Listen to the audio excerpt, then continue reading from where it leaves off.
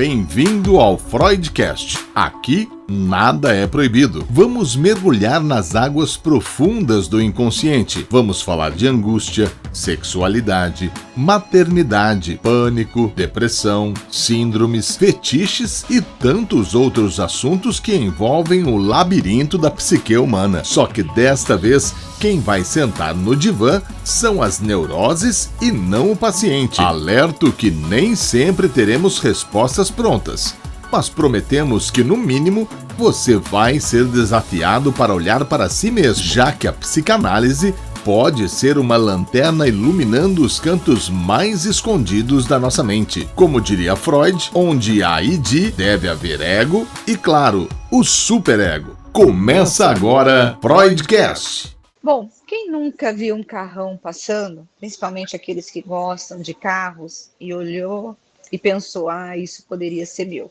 Ouviu uma casona maravilhosa, comparou com a casa que tem, disse assim, nossa, que casa linda, gostaria de ter uma casa dessa. Ou quem olhou para uma pessoa ou está perto de alguém e fala assim, puxa, o que essa pessoa tem que eu não tenho? Pois é, nós estamos falando da inveja e você está no Freudcast, muito bem-vindo para esse bate-papo hoje sobre ela. A inveja vai para o divã. E quem vai conversar comigo sobre esse assunto é o psicanalista Líster Parreira Duarte. Líster, bem-vindo ao Freudcast. É um prazer te receber aqui. Obrigado, Rose. É um prazer estar aqui também. E uma saudação com gratidão, muita gratidão e pouca inveja para você e para todo mundo que está. Adorei. Gostei. Agora, Líster, vamos começar aí falando sobre o conceito da inveja para a psicanálise. Então, Rose, eu acho que para a gente falar da inveja, é interessante a gente dar uma olhadinha primeiro para esse conceito de inveja fora ou antes da psicanálise, né? Uhum. Porque se a gente pegar um bom dicionário de português, a gente vai achar coisas interessantes lá, como, por exemplo, desprazer causado pela felicidade do outro ou desejo irrefreável de possuir o que pertence a outra pessoa. Então você vê que já tem muita coisa aí, né? Uhum. Nós estamos aqui nos remetendo ao outro, quer dizer, a inveja é um afeto que media uma relação dual e ela é irrefreável. É uma outra característica dela e ela faz o invejoso sofrer. Então acho isso bastante valioso já, e é uma coisa que está fora da psicanálise, ou independe da psicanálise. E a inveja, ela vai surgir na psicanálise com o Freud, através do conceito dele de inveja do pênis. Lá no texto dele, inveja, ele expressa com uma palavra chamada Neid, que eu acho interessante também a gente chamar a atenção que um bom dicionário do alemão vai dizer para a gente que Neid significa ódio, ressentimento, rancor, ciúmes. E a palavra inveja aparece lá em quarto, quinto lugar, a nossa inveja. Então, é interessante, né, a gente pensar que o Freud está imerso num universo onde as coisas não são necessariamente tão estritas como para a gente. Mas, de qualquer forma, dá para ver aí que o ódio é um afeto obrigatório na inveja e que esse ressentimento está aí também. E ressentimento remete a gente a um processo que se retroalimenta, né? Como um loop, um sentimento, um afeto que não leva a um desfecho, a uma diminuição da tensão ou do conflito, porque tem um retorno dessa destrutividade para o próprio indivíduo. E eu acho que uma outra coisa interessante é que se a gente olhar num bom dicionário etimológico do latim, ele vai contar para a gente o seguinte, que invidiare, em latim, vem de in, que é em, sobre, para e ver. Então, significa, em latim, olhar para o outro, olhar insistentemente para o outro. E significa também invejar, odiar. E aí vem mais dois aspectos que eu acho muito interessantes, porque isso está lá no latim falado em Roma, e que se conectam com a teoria kleiniana, que é o que a gente vai explorar mais aqui hoje, que é o seguinte: Invejar, em latim, significa também recusar, no sentido de recusar por causa da avareza, e tirar à força, que é uma coisa que nos remete a uma recusa, que vem acompanhada de conflito e de disputa. Agora, qual que é a relação entre inveja e ódio na teoria kleiniana? A inveja ela pode existir sem o ódio ou o ódio é um componente essencial dela? Por que eu estou perguntando isso? Porque você acabou de dizer que o ódio é um afeto obrigatório e que andaria de mão dadas com a inveja ou não? Isso. A inveja kleiniana, ela é o desejo de possuir alguma coisa que o outro tem e nega e que gera frustração e ódio. Então, a inveja está necessariamente ligada ao ódio. Tá. Há impulsos destrutivos sádico-orais e sádico-anais. Nós estamos falando, então, da destruição e incorporação sádica da fase oral e na destruição, expulsão e controle da fase anal. A voracidade ela faz com que, não importa qual seja a situação, o bebê sinta frustração. E essa voracidade ela vai estar sempre ligada à inveja. Elas andam juntas. E essa demanda do bebê voraz, ela está fundada numa ideia de ser idealizado, inexaurível, que está baseado numa memória que o bebê tem da condição uterina dele, pré-natal. Então, isso é uma outra característica da inveja kleiniana muito importante. A demanda que o bebê tem, ela vai além da possibilidade da mãe de satisfazer essa demanda e vai além da necessidade do bebê. Então, o que nós estamos falando é que ele está sonhando lá com uma condição uterina, onde ele tinha uma coisa que a mãe não pode dar e precisava de coisas que ele, na verdade, nem precisa mais, porque ele já está do lado de fora, a conversa é outra. Mas, de qualquer forma, é possível odiar sem que isso acarrete a destruição completa e definitiva do outro, porque a gente também, ao mesmo tempo que a gente nasce com a capacidade de invejar, a gente nasce com a capacidade de ter gratidão, que é um sentimento que se antepõe à inveja, porque ela é reforçada pelas experiências gratificantes.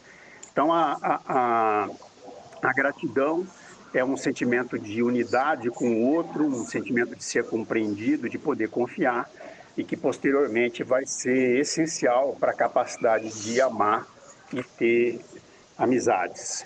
Então, agora, o equilíbrio entre ódio e amor, ele se dá pelo equilíbrio entre frustração e satisfação por parte do objeto, que é a mãe ou é o cuidador, em função da voracidade do bebê. Esse ataque ao objeto bom, como que ele se manifesta na clínica psicanalítica? O paciente invejoso, ele sempre busca destruir o que deseja? Assim, para a gente poder, quem está nos ouvindo, poder entender tudo isso que você falou, né, do objeto bom, dessa voracidade, da satisfação.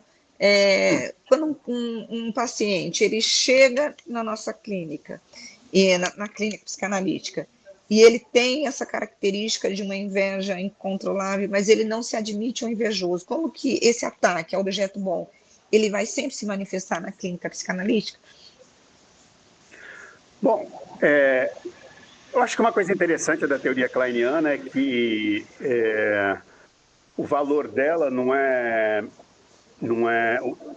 a gente pensar que, bom, podemos criar uma escola onde tudo é kleiniano, mas a gente vai poder achar os conceitos centrais da Melanie Klein em todo o resto da psicanálise, né? Eu acho que nesse sentido é importante. Então, quando em algum momento da análise, e eu acho que toda análise em algum momento, ela vai estar sendo regida pela inveja, aí que entra o poder da teoria da Melanie Klein, né? Então, o que ela nos diz é que o ataque invejoso tem uma característica que é ter por meta a destruição ou o exaurimento, o esgotamento do objeto. Tá. Então, o primeiro objeto invejado é o seio, porque ele tem tudo que o bebê quer. Tem alimento, tem prazer e tem bondade, que é a generosidade e a paciência da mãe de cuidar dele. Uhum. E depois esse seio vai ser substituído pela mãe e vai ser o modelo, a relação que vai ser estabelecida com a mãe vai ser o modelo para todas as outras relações que o sujeito vai ter na vida. Então, como a voracidade ela excede a capacidade do objeto e a necessidade do indivíduo, a fantasia é de exaurir esse seio para introjetar ele destrutivamente. Aí está a destrutividade oral do Freud. Então, o invejoso ele só se sente bem com o infortúnio do outro e quando ele danifica o outro. Só que esse dano tem a desvantagem de transformar o outro num objeto persecutório, num inimigo temível, muitas vezes terrível. Então, como é que a gente vai ver isso na clínica? Como eu estava falando para você, né? Restringir a alguma situação, a não ser que a gente esclareça que nós estamos dando exemplos possíveis, é uma coisa difícil. Mas, assim, como exemplos possíveis, né? A gente pode ver, por exemplo, uma crítica, pode pensar o seguinte, que uma crítica ou a interpretação do analista ou uma regra do setting ou uma característica ou comportamento do analista é uma coisa do jogo, faz parte do relacionamento do analista com o paciente. Mas a crítica do invejoso é um movimento de quem se sente ameaçado, se defende destruindo, em vez de iniciar uma troca. Ele encerra a troca quando ele se defende. Então, ele divide a dupla em um certo e um errado. Ele transforma a constatação... E o certo é sempre ele, né? Uhum. O certo é sempre ele. Isso, ele é sempre o certo.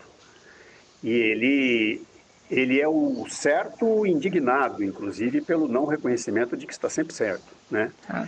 Ele transforma a constatação de um fato numa acusação. E a outra coisa que a gente pode ver também, que me ocorre, é que o paciente, muitas vezes, ele é incapaz de confiar no analista. Ele testa a capacidade do analista, inclusive, de sobreviver a esses ataques. E, ao mesmo tempo, o paciente se testa para ver se ele vai ser capaz de reparar esse analista, ele vai ser capaz de voltar a gostar desse analista, né? Porque ele precisa saber se o analista e ele formam um vínculo bom o suficiente para que eles se aventurem sozinhos lá onde ele não se aventurou, ele não conseguiu se aventurar por falta de coragem ou de apoio, que é a posição depressiva, né? Onde o bom e o mal vão ter que conviver juntos um com o outro, que é o que o invejoso está evitando fazer a todo custo, porque ele morre de medo disso. Agora, Lister, se a inveja ela é sempre destrutiva, pode haver algum aspecto estruturante nela? Por exemplo, ela pode impulsionar o crescimento psíquico de alguma forma? Como lidar com isso? Porque esse paciente que ele é invejoso, provavelmente ele também tem sofrimento, né? Ele está em sofrimento também, não? Sim. Bom, eu acho que sim, a inveja é sempre destrutiva e sim, ela tem um aspecto estruturante, né? A inveja, ela dá vazão a uma ansiedade primordial e ela é parte imprescindível de um arranjo que vai permitir que o bebê expresse e supere um conflito que existe dentro dele desde o nascimento, que é: eu quero conservar o que é bom e eu quero expulsar o que é mal. E ele vai fazer isso mesmo antes da estruturação desse eu que está embutido nessas frases aí, né? Então, por que isso é um conflito? Porque essas duas coisas estão na mesma pessoa e ele não sabe, estão na mesma entidade, estão no mesmo seio, né? E o exercício alternado dessas duas coisas, do reter o que é bom e expulsar o que é, afastar o que é mal, isso vai permitir a introjeção do objeto bom, como diz a Melanie Klein, né? Ele vai ser incorporado ao ego e para que ele esteja disponível depois na posição depressiva, que é a grande tarefa que vai ser colocada ao bebê a partir dos 4 meses de idade, né? Então, se esse objeto, ele estando implantado de forma suficientemente estável, ele vai garantir a confiança do bebê e do adulto, portanto, na generosidade e na paciência do outro, e na própria paciência e generosidade, o que é a base da reparação. Quer dizer, eu acho que uma outra questão onde a gente pode ver a inveja como sendo estruturante é que ela viabiliza a cisão, né?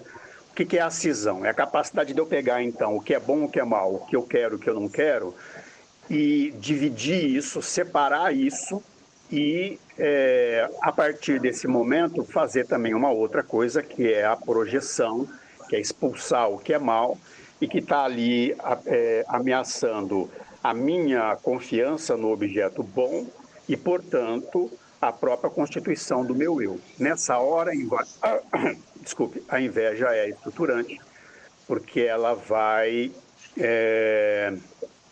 tratar das duas questões que a psicanálise contemporânea trata, né? Que é a constituição do eu e as relações, são as relações de objeto e as relações libidinais. Agora, como se a inveja, né, ela é uma forma intensificada do ódio, como que eu diferencio dos ciúmes e da simples rivalidade? Como que eu digo assim, eu sou invejoso, conto mais, não existe isso? Ou como que eu diferencio que eu estou assim, apenas com ciúmes ou é uma simples rivalidade? Eu acho que simples rivalidade, né, é uma coisa que é subjetiva, né? Então nós estamos aqui no campo do que é individual, então do senso comum, né? Mas eu acho que é um conceito bastante válido para a nossa conversa aqui, né? Porque ele traz a imagem de uma disputa com alguém pelo mesmo objeto.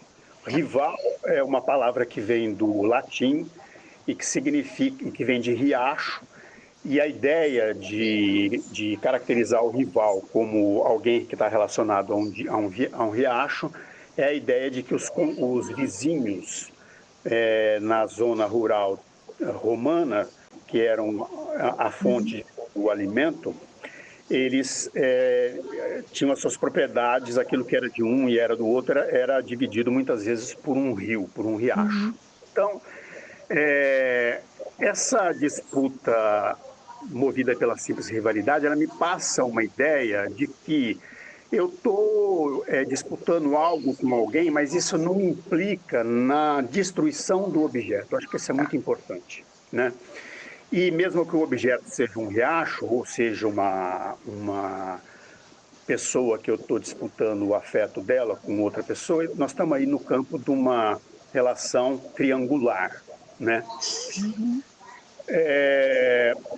No caso do ciúme, eu acho que a gente continua no campo da relação triangular. Então, o ciúme ele se baseia num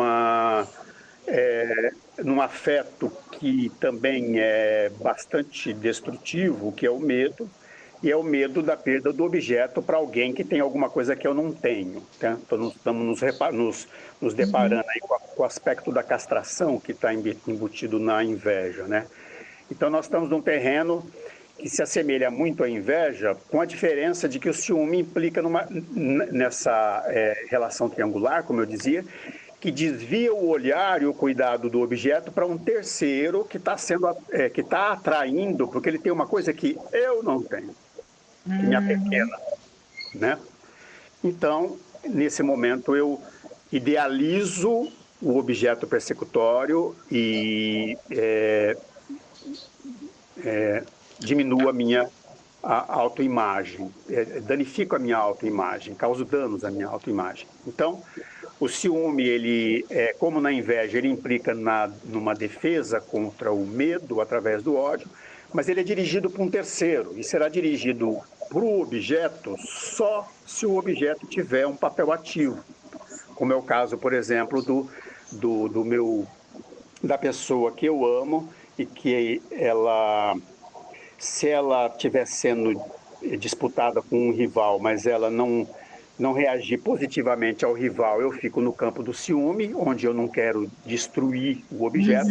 Se ela corresponder, automaticamente ela passa para o ramo pro território da inveja. O que eu estou pensando aqui, Lister, é uma questão assim, são os relacionamentos familiares entre irmãos, por exemplo. Obviamente não estou falando patológico, né? Mas aquela rivalidade, aqueles ciúmes, principalmente daquele que, quando chega o novinho, ele perde o lugar dele. Seria mais ou menos isso, ou não dá para a gente generalizar desse jeito? Eu acho que a gente vai estar falando das duas coisas, né? Ciúme, das três, E, aliás. é, Ciúme, inveja e rivalidade, né? O que vai depender aí é o que está em jogo. É uma relação uhum, triangular ou não? E se ela for dual, né? Nós estamos aí, então, num território onde a destruição do objeto é obrigatória. Aí é que uhum, está a coisa, né? Então, uhum, por que a destruição do objeto está sempre presente na inveja? Porque a inveja ela está mediando uma relação em que entre eu e o outro a ligação é uma negação daquilo que me é de devido e uhum, ao ser negado perpetra uma injustiça. Então o objeto ele tem uma ação aí que é o negar, que é o ser avaro e me atacar com isso. Acho que isso é muito uhum. importante. Uma Legal. coisa que não está presente na rivalidade e pode não estar presente no ciúme. Nos ciúmes, né? Agora, quando a gente fala da teoria kleiniana, do conceito sobre inveja, né? Ela abarca todas as questões ou só patológica? Quando eu falo todas as questões, assim, essa coisa mais que a gente pode dizer assim, as mais leves ou socialmente aceitas, ou não, ela só está falando da inveja patológica. A inveja patológica, na verdade, é uma inveja desequilibrada, exagerada, porque não foi contrabalanceada pelo amor e pela reparação, né? Tá. É Uhum, disso que se trata. Então, quando a gente está falando de rivalidade, ciúme e inveja, eu acho que nós estamos falando em diferentes gradações, em diferentes uhum, momentos, né, da mesma coisa. Porque a destrutividade da inveja, ela está relacionada com duas coisas. Uma é realmente o tamanho, o grau, a amplitude, a profundidade da frustração, quer dizer, uhum, quanto que o objeto está frustrando. E o outro outro aspecto é a capacidade do sujeito de lidar com isso. Quer dizer, quanto que ele tem de inveja que ele já traz junto consigo desde antes do nascimento e quanto que ele já evoluiu no processo de, através da alternância entre inveja e reparação, entre privação e satisfação, suportar a inveja, porque ele vai percebendo suportar a privação, porque ele vai percebendo que a privação ela não é eterna, ela se uhum. alterna com satisfação e ela talvez necessariamente não envolva essa premeditação, né? Agora, na série Adolescência, a gente percebe, né, que aquela série que tem sido aí comentada pelo mundo todo, virou um sucesso, a gente percebe uma rivalidade entre homens e mulheres. Dá para se dizer que essa rivalidade ela ocorre por conta da inveja do homem em relação ao novo papel da mulher na sociedade? Bom, esse tema aí ele está sendo discutido por todo mundo, né? Uhum, Já vinha falando bastante, eu vou pedir licença para falar mais ainda. Então, é assim, o que eu vejo é que a imagem que me vem não é de rivalidade, né? Essa relação uhum, triangular baseada na disputa do mesmo objeto, sem implicar no ódio excessivo que leva à destruição do objeto. O que me vem é a imagem da inveja mesmo, onde eu, que uhum, não suporto em mim a falta que eu sinto por causa da maldade do outro, uhum, destruo convicta e vingativamente o que o outro me nega para me atacar, para me uhum, diminuir, para me humilhar, enquanto ele goza com isso. Nós estamos, então, uhum. diante do conceito da Melanie Klein dos pais combinados, que é o Tá. aspecto mais fantasmagórico Uhum, e aterrorizante da inveja. Então, além disso, eu também não vejo um novo papel da mulher aí necessariamente. Eu vejo antes, no que eu não estou negando, né? uhum, Mas eu vejo antes um antigo papel da mulher que é ser o seio kleiniano, o alvo de toda a destrutividade da inveja, porque esse seio tem tudo o que se deseja: amor, compreensão, uhum, paciência, que me fazem me sentir adequado, desejado, me fazem me sentir, que cuidam da minha autoestima, portanto, né? uhum, O que acontece é que o incel, Nele eu estou vendo a inveja que o homem rejeitado ou acovardado pelo Tá. medo de ser rejeitado, ele sente da mulher que ele vê como portadora de uma atratividade que vai proporcionar para ela encontros com o outro, mesmo que ela não se esforce para isso. Tá. É uma inveja no homem de uma posição passiva, feminina, portanto, como diz o Freud, que o homem não pode ter. Porque ele está na posição masculina, ativa, como diria o Freud. Aí, então, parece que a gente está dialogando com a Karen Horney, que foi uma crítica da teoria da inveja do pênis do Freud, onde ela via no menino uma contraparte da inveja do pênis, que era a inveja do útero, quer dizer, a inveja dos atributos da feminilidade que o homem não tem, como, por exemplo, a amamentação e a gravidez, né? Então, por que eu estou dizendo isso? Porque essa inveja do atributo feminino que o homem não tem, e no caso dos incels, não pode ser superada pelas realizações masculinas, que é o que a Karen Horney vê. Então, a mulher ela pode ser atrativa, quietinha lá no canto dela, e o homem tem que ir à luta e conquistar as mulheres, né? É aquela questão de 80% das mulheres são atraídas por 20% dos homens. Então, as mulheres vão estar sendo sempre olhadas por um monte de homens e só poucos homens geneticamente designados serão atrativos para essas mulheres. Então, o que eu acho é que, eu não sei se nós estamos realmente diante de uma suposta nova mulher que pode muito porque é feminista, ou se a gente está diante de um velho conhecido, que é o ser humano que pode pouco porque ele é um bebê. É o dilema da Tostines aplicado na inveja, quer dizer, é a privação que é excessiva, é a mulher que nega, é a mulher que é livre, feminista e egoísta demais, ou é a capacidade de lidar com a frustração desses homens, desses bebês grandes, que é deficiente. Então, para mim, o que talvez seja novo é que os incels, eles são pessoas para quem não correu tudo bem, como a Melanie Klein preconiza. Eles vivem e sempre viveram isolados nas suas comunidades reais, antes do feminismo ser feminismo, entendeu? Eles encontraram na internet a possibilidade de se juntar e se organizar num grupo virtual onde eles legitimam as próprias demandas violentas que eles fazem às mulheres e que negam a eles o que eles querem receber sem fazer lição de casa, que é o quê? Enfrentar a principal tarefa da posição depressiva, desculpe, que é integrar o objeto total e assim poder contar não só com o ódio, mas também com a empatia, o reconhecimento do outro como sujeito do desejo, a gratidão, a gentileza, o senso de humor, a lealdade, enfim, para que eles possam fazer frente ao que falta para eles, segundo a percepção deles, em beleza, dinheiro, posses ou qualquer outra coisa material, e para eles poderem dar conta de não serem nem sem graça e muito menos serem escrotos, porque são sem graça e não sabem lidar com isso. Agora, Então, a gente... pode falar. Finalizando, né? O que houve com o incel é uma falha no estabelecimento do objeto bom, né?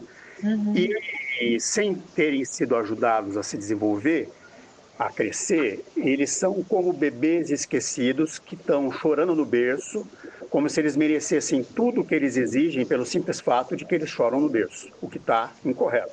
Por outro lado, eles precisam de ajuda. E se a gente não ajudar esse pessoal, nós vamos pagar o preço que a civilização sempre paga quando ela negligencia o desamparo, que é ter que se haver com a atualização da barbárie, um fenômeno permanente, multifacetado e preponderante nas redes e em outros espaços do universo virtual.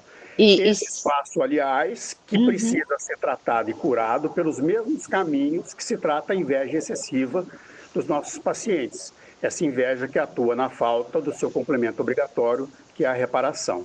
Não é com censura, não é com regra, não é com adestramento de cachorro. É com reconstituição do eu e da capacidade de ser mais do que um invejoso. E se a ver com isso, né, quando você fala nesse nós vamos chegar na barbárie, ter um comprometimento aí de todo mundo, né, Estado, família, todo mundo que é envolvido tentar transformar ou, né, transformar esse sujeito com esse ego, né, todo formado, sem ele estar completamente esfacelado, porque senão nós vamos ter essa sociedade tão doente quanto nós estamos tendo agora, né? Uhum. A nossa sociedade, ela precisa ter a atitude, como você está falando, né? Uhum. O que eu entendo é que o que você esteja dizendo é que a nossa sociedade, ela precisa tomar a atitude amorosa Uhum. de se prestar a ser aquela aldeia que o Winnicott preconiza como sendo necessária para criar um bebê. É isso. A gente pode falar numa cronificação da inveja. Existe forma de curar ou transformar essa configuração psíquica, ou seja, eu tenho como transformar esse invejoso, tirar ele desse lugar de inveja, de destrutivo, e que vai trazer o sofrimento para ele, para poder ter um outro olhar sobre várias situações e deixar de ser invejoso. É isso. A inveja, Rose, ela sempre está presente, como todos os outros afetos sempre estão presentes, né? Porque eles são recursos que o processo evolutivo nos deu para nos ajudar a sobreviver a uma coisa tão arriscada como é a relação com tudo aquilo que não sou eu mesmo, com tudo aquilo que é não eu, né? Essa relação é arriscada e assustadora, embora muito satisfatória quando tudo corre bem, como lembra a Melanie Klein. Então, a criança amada e bem cuidada, ela vai suportar esses estados temporários em que ela está dominada pela inveja, pelo ódio, pelo ressentimento, e recuperar o objeto bom no final. Ela vai fazer a chamada reparação, né? É algo assim como se o bebê tivesse condição, ou tivesse... Na verdade, ele está fazendo na prática, né, o seguinte, ele está comunicando na prática, está praticando algo assim como, brigamos, mas sabemos que a relação, o amor, a amizade, a confiança sobreviveram. Essa aí é a base, inclusive, para o estabelecimento daquele ego que está em formação no bebê. Então, a inveja excessiva no adulto é a memória não verbal de uma relação insatisfatória com a mãe, que houve a sensação de privação de alimento, prazer e da capacidade materna de mitigar a ansiedade com a demonstração permanente do amor, da paciência e da generosidade, né? Então, nós estamos diante de um objeto primário avaro, cruel, persecutório e indigno de confiança. Então, a base da gratidão é a percepção do bebê de que também aconteceu o contrário em ocasiões suficientes, né? Em que, sem perturbação, uma dádiva muito especial, uma coisa que ele gosta muito, foi dada a ele, e ele vai, inclusive, guardar isso, desculpe, com ele, para que depois ele possa retribuir. Então, ele vai querer isso porque ele confia o suficiente para não precisar exaurir o objeto. Ele pode guardar para mais tarde, né? E essa é a base da confiança na própria bondade e na bondade do objeto. Então, a projeção e a introjeção sucessivas dessa riqueza interna e externa, ela enriquece e aprofunda o ego, e lembrando sempre que generosidade é a capacidade de compartilhar as coisas boas que o bebê vê no objeto. O Bion fala sobre inveja como um ataque ao vínculo, né?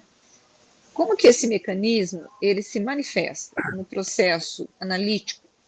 O paciente invejoso, ele sempre sabotará a própria análise? Eu não sou um grande conhecedor do Bion, embora tudo que eu tenha lido dele tenha feito muito sentido para mim, sobretudo quando eu penso nos aspectos psicóticos dos meus pacientes e não só. Mas eu, considerando o vínculo amoroso que faz a ligação para que a gente tenha unidades mais complexas através do investimento afetivo do objeto, a inveja, então, vai ser um afeto que media essa relação com esse objeto, e o ataque destrutivo a ele e a sua persecutoriedade vão destruir o vínculo juntamente com o objeto. Se eu destruo o vínculo, eu destruo a mim mesmo, né? Isso é uma coisa que está implícita na inveja kleiniana, inclusive. Então, o paciente que se defende destruindo e que, em vez de iniciar uma troca, encerra, que eu estava me referindo, né? Ou que ele testa a capacidade do analista de sobreviver, porque está testando o analista e a sua própria capacidade de reparação, para mim, seria dessas coisas, são essas coisas que me vêm quando você está falando nessa questão do binho aí, né? Agora, eu não sei, na verdade, se eu já encontrei na clínica algum paciente que sabota o tratamento dele, né?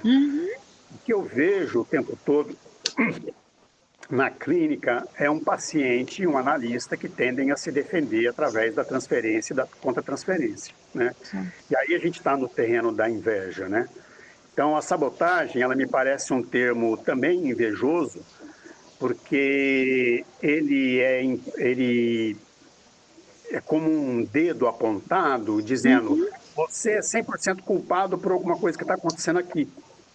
E isso é uma hipótese impossível em qualquer vínculo, sobretudo analítico. Para a gente caminhar para o final, Lister, hoje em dia, ou com o advento das redes sociais, a vida das pessoas estão nas redes sociais para todo mundo ver. Só que, obviamente, você tem ali um recorte dessa vida das pessoas, né? Elas escolhem as melhores fotos, o melhor ângulo, a melhor imagem. Eu, por exemplo, teve uma vez, só para você ter uma ideia, que eu conheci uma pessoa, conversei com uma pessoa pelo celular. E aí eu marquei um encontro para poder fazer uma entrevista com essa pessoa, só que eu não conhecia pessoalmente, estava só conversando. Eu não consegui achar a pessoa. Por quê? Porque a foto que ela estava usando no perfil dela era muito diferente da realidade, né? Eu não consegui localizar, ela conseguiu me localizar. Essa vida perfeita, ou esse glamour das redes sociais, é um objeto de inveja para as outras pessoas? Por exemplo, se você tem um seguidor, você fala, eu quero ter aquela vida dele, eu quero viver como ele vive, e nem sempre aquilo é real, né? Então, é interessante quando você fala, né? E tudo aquilo que é ostentado, né?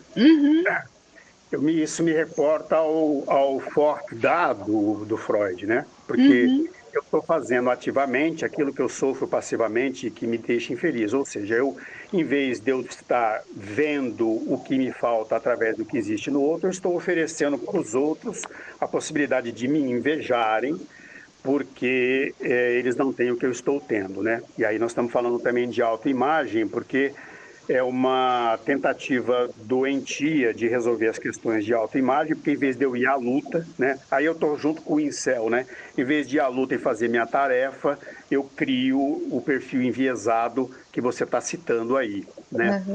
Então, eu vejo aí também um encontro com a teoria freudiana, né? Porque essa inveja, ao contrário, além do forte eu acho que ela tem uma questão, né? Já que nós estamos falando em autoimagem, em lidar com a própria castração, me lembra do exibicionismo e do voyeurismo, né? Que é uma coisa que o Freud viu também, né?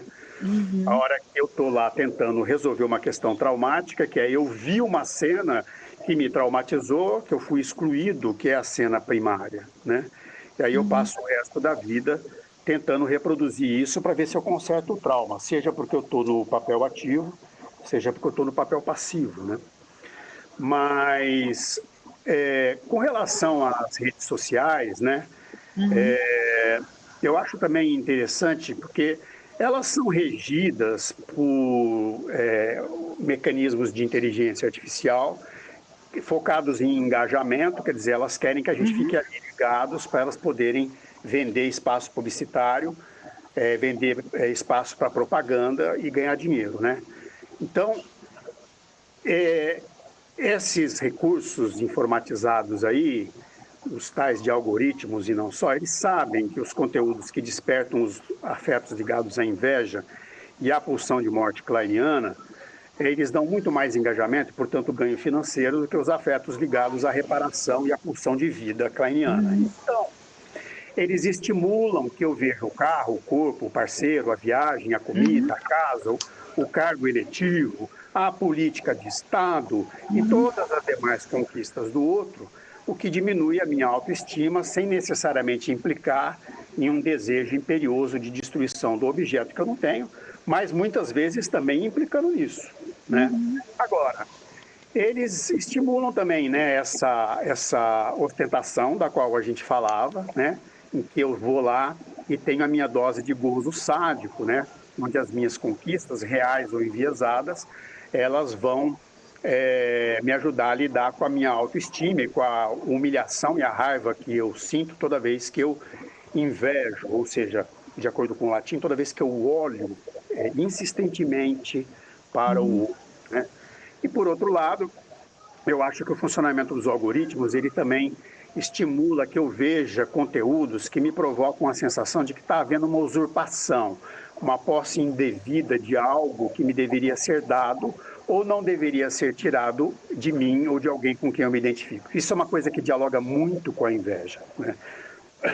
Então, o que pode estar havendo também é que alguém não está sendo submetido às mesmas regras que me castram e me deixam pequenininho, que mexem com a minha autoestima, porque limitam o meu desejo, a minha potência, né? Então, tudo isso cria uma coisa chamada ressentimento, que é a base da assim chamada polarização. Então, finalizando aqui, bem-vindos todos, então, ao reino daquilo que é ou você está com a gente, ou que somos os bons, os moralmente puros, ou você está com eles, os maus e moralmente impuros, né? Esse funcionamento mental, ele está colocando em risco o funcionamento das instituições democráticas e republicanas no mundo todo, que são talvez as maiores conquistas civilizatórias do ser humano, e são milenares, todas as duas, né? Então, a civilização no Freud, ela está justamente no campo da pulsão de vida, e a barbárie no campo da pulsão de morte.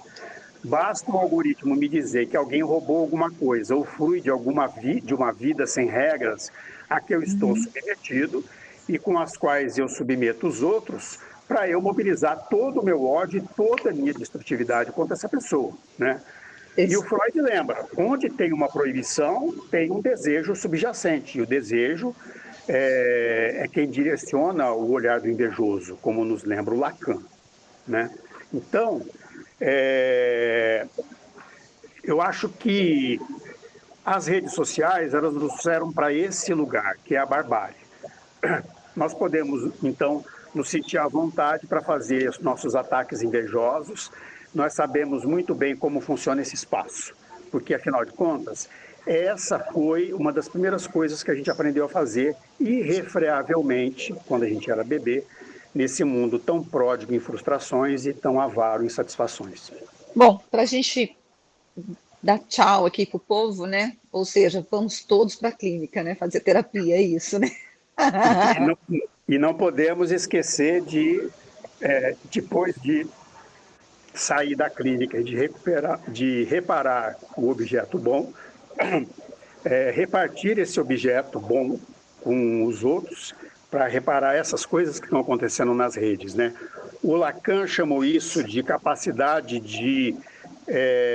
do falo de circular, ou seja, nós então necessitamos da posse do falo, daquilo que me dá poder, que me dá potência, que me dá capacidade de realização, mas eu não posso ficar segurando isso o tempo inteiro. Eu tenho que deixar todo mundo usar, porque senão nós vamos no rumo da destruição invejosa, que é a barbárie.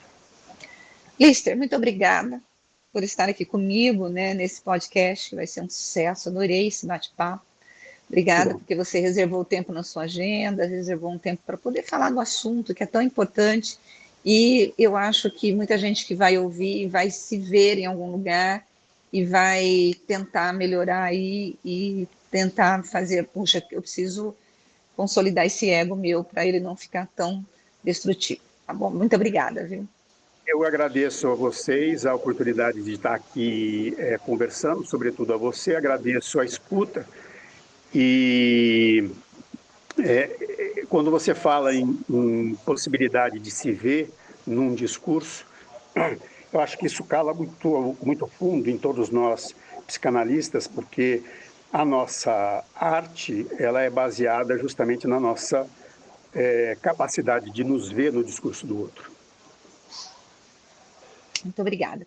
E eu quero agradecer você que ficou conosco, sugerir para que você possa compartilhar, né, esse podcast, que você possa falar dele, que você possa transformá-lo de verdade numa pílula de saúde mental, porque esse é o objetivo do Freudcast. Por que a gente fala sobre psicanálise, por que a gente fala sobre saúde mental?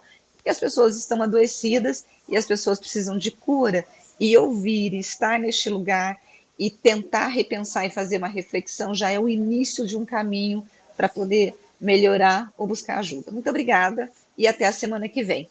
Beijo para você. Tchau, tchau.